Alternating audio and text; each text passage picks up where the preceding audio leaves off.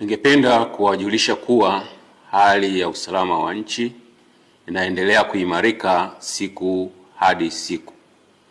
Aidha, Jeshi la Polisi linaendelea kutimiza majukumu yake ya msingi, ikiwemo ya kuhakikisha linasimamia uwepo wa amani, utulivu na usalama.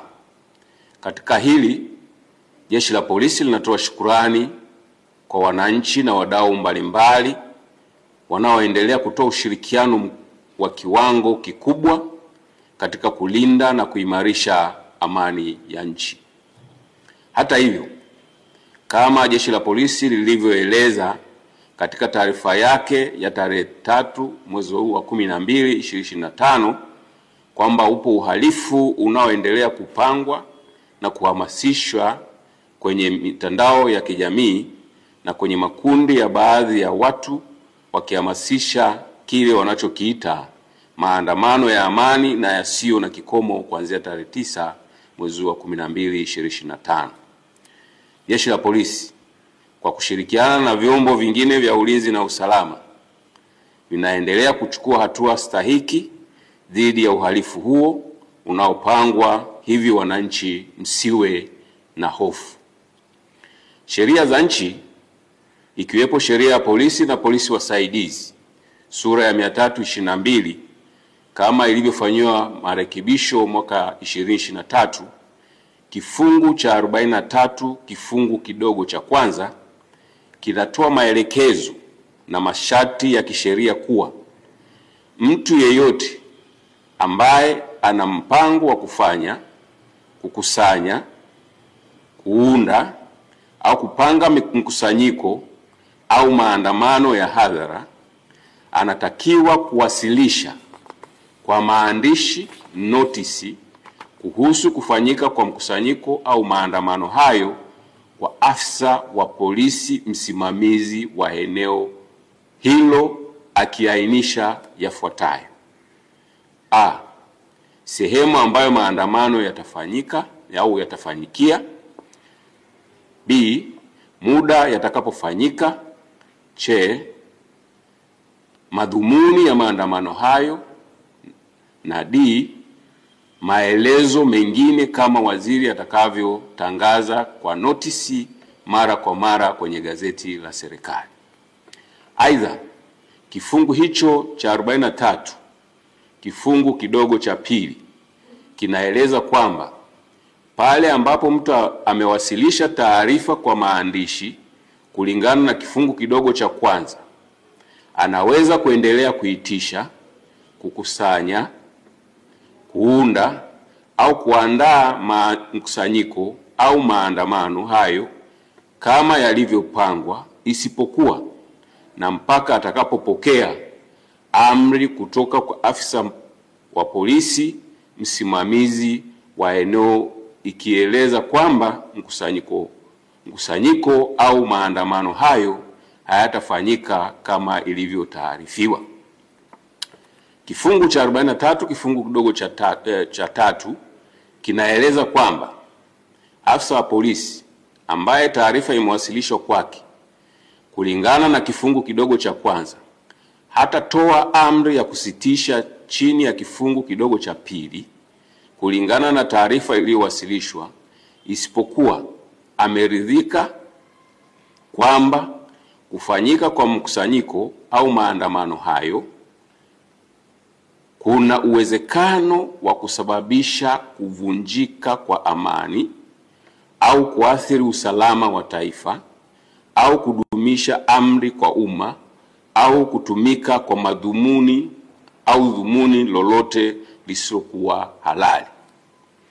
Kulingana na ufuatiliaji wa kina uliofanywa na unaoendelea kufanywa kwenye mitandao ya kijamii na kwa watu mbalimbali, na mbinu zinazohamasishwa zitumike kuanzia siku hiyo ya maandamano ya tarehe 9 Disemba 2025 kama ilivyoelezwa katika taarifa ya Jeshi la Polisi ya Disemba 3 2025 kuwa wanahamasisha kufanya yafuatayo: siku hiyo ya maandamano yasiyo na kikomo, yani tarehe 9 mwezi wa Disemba 2025, wanaelekezana ambaye hajui kutumia silaha na hajapitia mafunzo siku hiyo asishike silaha, waachie waliopata mafunzo ya matumizi ya silaha. Kwa maana rahisi watu hawa wanazo silaha za kutimiza lengo ambalo wamekusudia. 2. Kupitia mitandao na klabu mbalimbali za mtandaoni wanahamasishana wahakikishe hakuna shughuli yoyote itakayokuwa inaendelea. 3. Pia wahakikishe wanaharibu na kuchoma moto minara yote ya mawasiliano ili nchi nzima ikose mawasiliano. 4. Wanahamasishana wahakikishe bandari ya Dar es Salaam haifanyi kazi, kwani watafunga barabara zote za kuingia na kutoka bandarini. 5. Siku hiyo na kuendelea wanahamasishana wafunge barabara zote za kuingia na kutoka katika mipaka yote ili kuhakikisha hakuna anayetoka au kuingia nchini. 6. Wanahamasishana kama vijana wakapore mali za watu kwa sababu wanacho kisingizio kuwa wana njaa. 7. Uhamasishaji huo umekwenda mbali zaidi kwa kuhamasisha siku hiyo waende pia kwenye mahospitali ili kuzuia huduma kwa wagonjwa zisitolewe, kwani wakifanya hivyo nchi itasimama. 8. Pia wanahamasishana kuwa watahakikisha wanawafuata popote walipo watumishi wa serikali ili wawadhuru. 9. Wakati hayo yakiendelea kwenye mitandao ya kijamii, tumesikia matamko mbalimbali na wanaoyatoa wanasema wanaohamasisha na wanaohamasishwa wakiandamana siku hiyo tutawakuta wamekatana vichwa huko mitaani. 10. Wapo wengine wameapa na kutamka watakaoandamana wasifike kwenye mitaa yao, kwani watawashughulikia ipasavyo. 11. Wengine wanasema hawatakubali tena kupata hasara walioipata tarehe 29 mwezi wa 10 2025 na siku hiyo na siku zilizofuata, hivyo watahakikisha tarehe 9 mwezi wa 12 2025 na kuendelea wanalinda maisha yao, familia zao na mali zao ili asitokee mtu wa kuwazuia kuendelea na shughuli zao. 12. Wengine wanauliza wanaohamasisha maandamano yasiyo na kikomo ni haki ya aina gani hiyo? Kwa sababu huwezi kujitangazia haki ambayo inavunja haki za wengine kwa kuwazuia wasiendelee na shughuli zao hasa zinazowapatia riziki ya kila siku. Kwani mtu anapotoka na akajihusisha au akajishughulisha katika shughuli halali ndio mkono unaingia kinywani. Ukinizuia kutoka unavunja haki zangu na unataka kuniua mimi kwa njaa pamoja na familia yangu na wategemezi wangu. Hivi sasa wameongeza lingine wakihamasishana siku hiyo wabebe petroli kwenye chupa. Hivyo kulingana na sheria ya polisi na polisi wasaidizi inayotoa maelekezo na masharti ya kufanya, kukusanya, kuunda au kufanya mkusanyiko au maandamano, na kutokana na mbinu za kihalifu ambazo zimebainika wakihamasishana kuzitumia kuanzia tarehe 9 Disemba 2025, maandamano hayo yanayopewa jina la maandamano ya amani na yasiyo na kikomo yamekosa sifa za kisheria za kuyaruhusu kufanyika.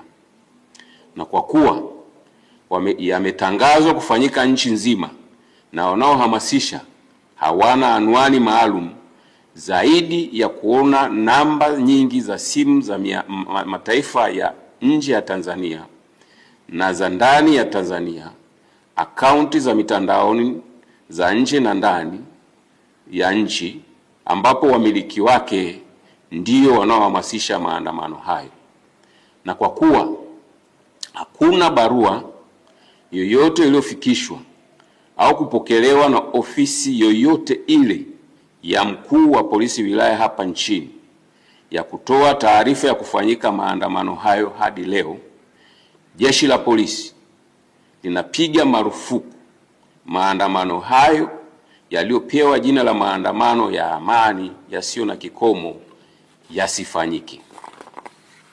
Hivyo, Jeshi la Polisi linatoa wito kwa Watanzania na wasio Watanzania ambao wapo ndani ya nchi wayakatae yanayohamasishwa, waendelee kuyakemea na wasishiriki.